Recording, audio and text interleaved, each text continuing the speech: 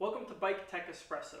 Today I'm going to be doing a lever bleed on my front brake, and I'm going to have Appa helping me today. So why might someone be doing a lever bleed? Well, there's a couple of reasons. One is that you're going to have air in your brake line. So Shimano brakes run on mineral oil, so there might be some air in there. And you might notice that when you're compressing your brake, one is going further back than the other. So that's probably a good sign that you need to do a lever bleed.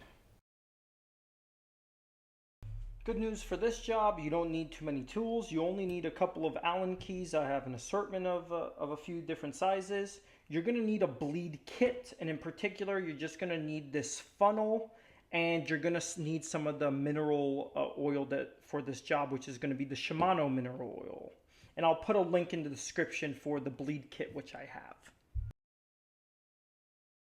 So the first step we want to make this parallel to the ground. So we want to rotate this. If you're working on someone's bike, it might be good to mark where it is in case it moves. But this is my own bike and I'm going to be playing with the adjustment. So now I'm just going to move it and readjust it at the end.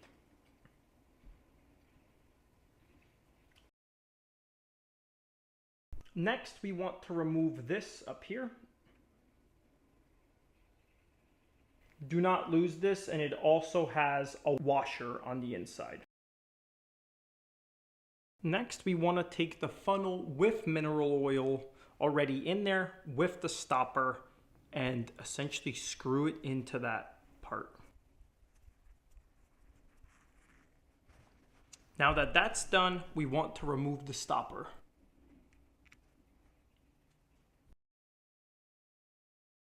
Now you want to start compressing your brake lever.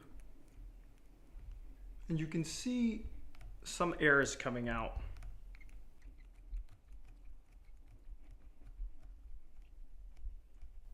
And you want to repeat this, and sometimes you want to even flick your brake line as you're doing this. And continue this process until all the bubbles are out. So once you're done getting all the bubbles out, return the stopper in here. Make sure it's in all the way. Get some blue rags ready and unscrew it.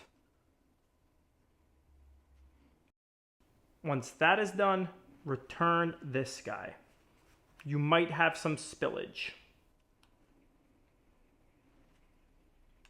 And wipe away the excess mineral oil that was spilled.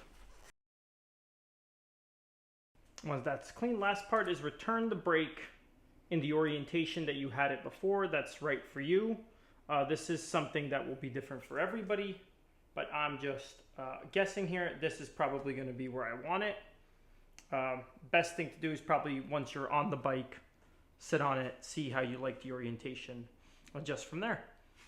Thanks for watching, like and subscribe, and I'll catch you on the next one.